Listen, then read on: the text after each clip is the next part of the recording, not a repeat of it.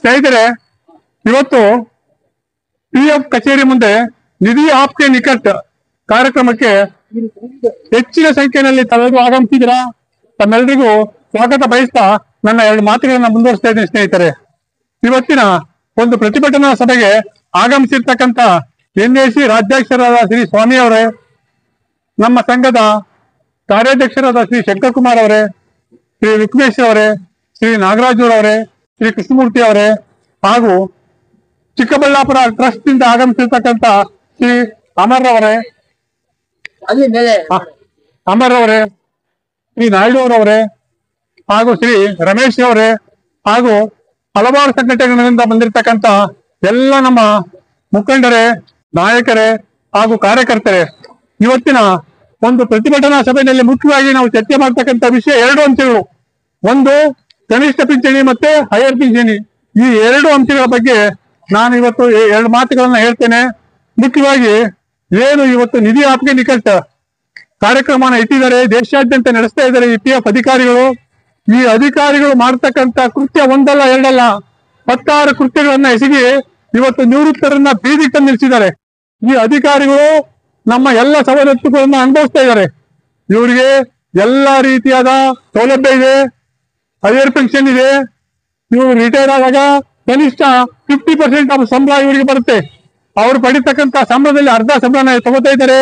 ಇದೆಲ್ಲ ದುಡ್ಡು ನಮ್ ದುಡ್ಡು. ಈ ದುಡ್ಡನ್ನ ಈ ಅಧಿಕಾರಿಗಳು ಅನುಭವಿಸ್ತಾ ಇದ್ದಾರೆ. ಈ ಅಧಿಕಾರಿಗಳಿಗೆ ನಾನು ಈ ಒಂದು ತುಂಬಿದ ಸಭೆಯಲ್ಲಿ ಧಿಕ್ಕಾರ ಹೇಳ್ತಾ ಇದ್ದೀನಿ ಸ್ನೇಹಿತರೆ. ಯಾಕೆ ಅಂತ ಅಂದ್ರೆ, ನಾವು ಕಾರ್ಮಿಕರಾಗಿ ಹಲವಾರು ಸಂಸ್ಥೆಗಳಲ್ಲಿ 20, 30, 40 ವರ್ಷಗಳ ಕಾಲ ದುಡಿದಿದ್ದೀವಿ. ನಾವು ನಮ್ಮ ಒಂದು ಸೇವೆನ ಸಲ್ಲಿಸಿದ್ರು ಕೂಡ ನಮ್ಗೆ ಮೋಸ ಮಾಡಿದ್ದಾರೆ. 2 ವರ್ಷಗಳ ಕೆಳಗೆ ಮಾನ್ಯ ಸರ್ವೋಚ್ಚ ನ್ಯಾಯಾಲಯ ತೀರ್ಪಿನಲ್ಲಿ ಎಲ್ಲಾ ಅಂಶಗಳನ್ನು ಉಲ್ಲೇಖ ಮಾಡಿ ಜಾಯಿಂಟ್ ಆಪ್ಷನ್ ಕೊಟ್ಟು 6 ತಿಂಗಳಿಗೆ ಪೆನ್ಷನ್ ಸೆಟ್ಲ್ ಮಾಡಿ ಅಂತ ಹೇಳಿದ್ದಾರೆ. ಆದ್ರೆ ಇವತ್ತು ಕೂಡ ಇವರು ಮಾಡಿಲ್ಲ. ಜಾಯಿಂಟ್ ಆಪ್ಷನ್ ಎಲ್ಲಾ ನಿವೃತ್ತ ನೌಕರು ಸುಮಾರು 17 ಲಕ್ಷ ಜನ ನಿವೃತ್ತ ನೌಕರು ಜಾಯಿಂಟ್ ಅಪ್ಲಿಕೇಶನ್ ಸಬ್ಮಿಟ್ ಮಾಡಿದ್ರು.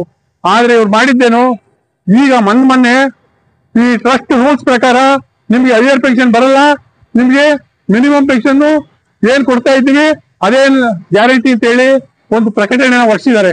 ಆದ್ರೆ ಈ ಅಧಿಕಾರಿಗಳು ಮಾಡಿರ್ತಕ್ಕಂಥ ಕೃತ್ಯಕ್ಕೆ ಸಂಬಂಧಪಟ್ಟಂತೆ ಮಾನ್ಯ ಸರ್ವೋಚ್ಚ ನ್ಯಾಯಾಲಯದಲ್ಲಿ ಈಗಾಗಲೇ ಬೆಮಲ್ಲು, ಗ್ರಿಡ್ ಇಂಡಿಯಾ ಆಫ್ ಇಂಡಿಯಾ ಮತ್ತೆ ಹಲವಾರು ಕಂಪನಿಗಳು ಈಗಾಗಲೇ ಮಾನ್ಯ ಸರ್ವೋಚ್ಚ ನ್ಯಾಯಾಲಯದಲ್ಲಿ ರಿಟ್ ಅರ್ಜಿಗಳನ್ನ ದಾಖಲು ಮಾಡಿದ್ದಾರೆ.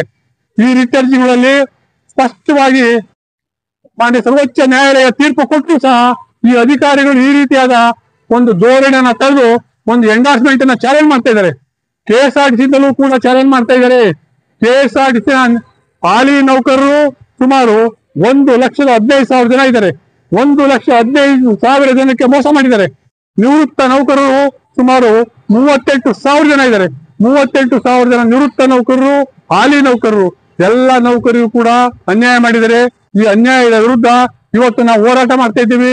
ಇವತ್ತು ಬೀದಿಗಿಳಿದಿದ್ದೀವಿ ಸ್ನೇಹಿತರೆ. ತಾವ್ಯಾರು ಕೂಡ ಇದ್ರ ಬಗ್ಗೆ ಹೆದರಬೇಕಾಗಿಲ್ಲ. ಯಾಕೆ ಇವತ್ತು ನಾವು ಈ ಮೀಟಿಂಗ್ ಕಂಡಕ್ಟ್ ಮಾಡುದು ಅಂತ ಅಂದ್ರೆ, ನಾಳೆ CBT ಮೀಟಿಂಗ್ ಇದೆ. CBT ಮೀಟಿಂಗ್ ನಲ್ಲಿ ನಮ್ಮ ಹೈಯರ್ ಪೆನ್ಷನ್ ಮತ್ತೆ 7,000 ಈ 2 ಅಂಶಗಳ ಬಗ್ಗೆ ಅವರು ಚರ್ಚೆ ಮಾಡಲೇಬೇಕು. ಈ ಒಂದು ಮನವಿ ಪತ್ರ ನಾವು ಈಗಾಗಲೇ ಸಿದ್ಧ ಮಾಡ್ಕೊಂಡ್ ಬಂದಿದ್ದೀವಿ. CBT ಮೀಟಿಂಗ್ ಬಗ್ಗೆ ಹೇಳಿದ್ದೇವೆ.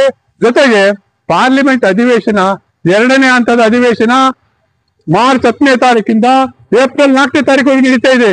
ಈ 2 ಅಂಶಗಳಿಗೆ ಸಂಬಂಧಪಟ್ಟಂತೆ ಮಾನ್ಯ ಮುನ್ಸೂಕ್ ಮಾಂಡವೀಯ, ಶೋಭಾ ಕರಂದಾಜೆ ಮತ್ತೆ EPF ನ ಕೇಂದ್ರ ಕಚೇರಿಯ 3 ಜನ ಅಧಿಕಾರಿಗಳಿಗೆ ನಾವು ಈ ಒಂದು ಮನವಿ ಪತ್ರನ ಕಳಿಸ್ಕೊಡ್ತಾ ಇದ್ದೀವಿ. ಈ ಮನವಿ ಪತ್ರದ ಪ್ರಕಾರ ಅವ್ರೇನಾದ್ರೂ ಈ ಒಂದು ಬಜೆಟ್ ಅಧಿವೇಶನದ ಒಳಗೆ ನಮ್ಮ ಬೇಡಿಕೆನ ಈಡೇರಿಸಿಲ್ಲ ಅಂತ ಅಂದ್ರೆ ಉಗ್ರ ಹೋರಾಟ ಮಾಡ್ತೀವಿ. ನಮ್ಮ ಹೋರಾಟ ಯಾವ ತರ ಇರುತ್ತೆ ಅಂತ ಅಂದ್ರೆ, ನೀವು ಬೆಂಗಳೂರಿನಲ್ಲಿ ನೋಡ್ಬೇಕು. ಏನು KSRTC, BMTC ಮತ್ತೆ ಎಲ್ಲ ಕಾರ್ಮಿಕರು, ಎಲ್ಲ ಸಂಘಟನೆಗಳ ಕಾರ್ಮಿಕರು ಇಷ್ಟೊಂದು ಅನ್ಯಾಯ ಮಾಡಿದಾರ ಅಂತ ಹೇಳಿ ಬೆಂಗಳೂರಿನ ಜನತೆಗೆ ಎಲ್ರಿಗೂ ಗೊತ್ತಾಗಬೇಕು. ಸ್ನೇಹಿತರೆ, ನಾವು ನಮ್ಮ ಹೋರಾಟನ ಯಾವುದೇ ಕಾರಣದಲ್ಲೂ ನಿಲ್ಲಿಸಲ್ಲ. ನಮ್ಮ ಹೋರಾಟ ಪ್ರತಿ ತಿಂಗಳು ಇದೇ PF ಕಚೇರಿ ಮುಂದೆ ನಡೆಯುತ್ತೆ. ಮುಂದಿನ ತಿಂಗಳು 27ನೇ ತಾರೀಕು ಅಥವಾ 28ನೇ ತಾರೀಕು ಭಾನುವಾರ ಬರ್ತಾ ಇದೆ. 28ನೇ ತಾರೀಕಿಗೆ ಇವತ್ತು ಹೊತ್ತಿಗೆ ನಮ್ಮ ಬೇಡಿಕೆ ಈಡೇರಿಸಿಲ್ಲ ಅಂತಂದ್ರೆ ನಾವು ಇಲ್ಲೇ ಉಪವಾಸ ಸತ್ಯಾಗ್ರಹವನ್ನ ಪ್ರಾರಂಭ ಮಾಡ್ತೀವಿ. ಇದೇ ಕಚೇರಿಯಲ್ಲಿ ಕುತ್ಕೊಂಡ್ಬಿಡೋಣ. ಏನ್ ಹೇಳ್ತೀರಾ? ಯಾವುದೇ ಕಾರಣದಲ್ಲೂ ಕದಲ್ಲ. ಯಾವುದೇ ಕಾನೂನು, ಯಾವುದೇ ಇದನ್ನ ಅಡಾಪ್ಟ್ ಮಾಡಿದ್ರು ಕೂಡ ನಾವು ಎದರಲ್ಲ. ಮುಂದಿನ 28ನೇ ತಾರೀಕು ಮುಂದಿನ ತಿಂಗಳು ಅಷ್ಟರೊಳಗೆ ನಮ್ಮ ಬೇಡಿಕೆಗಳನ್ನ ಅವ್ರು ಈಡೇರಿಸ್ಬಿಡ್ಬೇಕು ಅಂತೇಳಿ ನಾನು ಆಗ್ರಹ ಮಾಡ್ತಾ ಇದ್ದೀನಿ. ಸ್ನೇಹಿತರೆ, ಇವತ್ತಿನ ಒಂದು ಕಾರ್ಯಕ್ರಮಕ್ಕೆ ಸಂಬಂಧಪಟ್ಟಂತೆ ತಮಗೆ ತಿಳಿಸ್ಬೇಕು ಅಂತಂದ್ರೆ, ನಾವು ಮಾಸಿಕ ಸಭೆನ 86ನೇ ಮಾಸಿಕ ಸಭೆನ ಇದೇ ಭಾನುವಾರ, ಬರೋ ಭಾನುವಾರ ಮಾರ್ಚ್ 2ನೇ ತಾರೀಕು ಮಾಡ್ತಾ ಇದ್ದೀವಿ. ಅವತ್ ಬನ್ನಿ. ಅವತ್ತಿನ ಒಂದು ಕಾರ್ಯಕ್ರಮದಲ್ಲಿ ನಮ್ಮ ಹೋರಾಟದ ರೂಪುರೇಷೆ ಬಗ್ಗೆ ನಾವು ತಿಳಿಸ್ತೀವಿ. ಜೊತೆಗೆ ನಮ್ಮ ಈ ಒಂದು ಏನ್ ಇದಿದೆ, ಈ ಹೋರಾಟ ಏನಿದೆ, ಈ ಹೋರಾಟ ನಿರಂತರವಾಗಿ ನಡೀತಾ ಇರುತ್ತೆ. ತಾವ್ಯಾರು ಕೂಡ ಅಂಜಬಾರ್ದು. ಅಧಿಕಾರಿಗಳನ್ನ ಇಲ್ಲಿಗೆ ಕರೆಸ್ತೀವಿ. ಈಗ ಅಧಿಕಾರಿಗಳು ಇವತ್ತಿನ ಸಭೆಯಲ್ಲಿ ಏನ್ ತಿಳಿಸ್ತಾರೆ ಅನ್ನೋದನ್ನ ನಾವು ದಾಖಲೆ ಮಾಡ್ಕೊಂಡು ಪ್ರಕಟಣೆ ಮಾಡ್ತೀವಿ. ಈ ಪತ್ರಿಕೆಗಳೆಲ್ಲ ಬರಬೇಕು. ಈಗಾಗಲೇ ಹಲವಾರು ಪತ್ರಿಕೆಗಳು ಬಂದು ನಮ್ಮ ಹೋರಾಟದ ಬಗ್ಗೆ ಫೋಟೋ ತಕೊಂಡು ಹೋಗಿದ್ದಾರೆ. ನಾವು ಇವತ್ತಿನ ಒಂದು ಎಲ್ಲಾ ಮಾಹಿತಿಗಳನ್ನು ಸಂಗ್ರಹಿಸಿ ನಾವು ಕೊಡ್ತೀವಿ. ಈ ಮನವಿ ಪತ್ರದಲ್ಲಿ ಇರತಕ್ಕಂತ ಅಂಶಗಳಿಗೆ ಸಂಬಂಧಪಟ್ಟಂತೆ ಅಧಿಕಾರಿಗಳು ಕಲಿಸ್ಕೊಡ್ಲೇಬೇಕು. RTI ಅಪ್ಲಿಕೇಶನ್ ಹಾಕಿ ನಾವು ಇದನ್ನೆಲ್ಲ ತಗೋತೀವಿ. ಇದನ್ನೆಲ್ಲ ತಗೊಂಡು ಕಾನೂನು ಪ್ರಕಾರ ಏನ್ ಕ್ರಮ ತಗೋಬಹುದು ಅದನ್ನ ಸರ್ವೋಚ್ಚ ನ್ಯಾಯಾಲಯದಲ್ಲಿ ನಮ್ಮ ಪರ ಇರತಕ್ಕಂತ ನ್ಯಾಯಾಧೀಶರಿಗೆ, ನ್ಯಾಯವಾದಿಗಳಿಗೆ ನಾವು ಇದನ್ನ ಕಳಿಸ್ಕೊಡ್ತೀವಿ.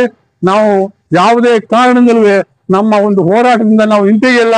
ನಮ್ಮ ಹೋರಾಟದಲ್ಲಿ ಖಂಡಿತ ಜಯಗಳಿಸ್ತೀವಿ ಅಂತಕ್ಕಂಥ ಮಾತನ್ನ ನಾನು ಇಲ್ಲಿ ಹೇಳಕ್ ಇಚ್ಛೆ ಪಡ್ತಾ ಇದ್ದೀನಿ ಸ್ನೇಹಿತರೆ.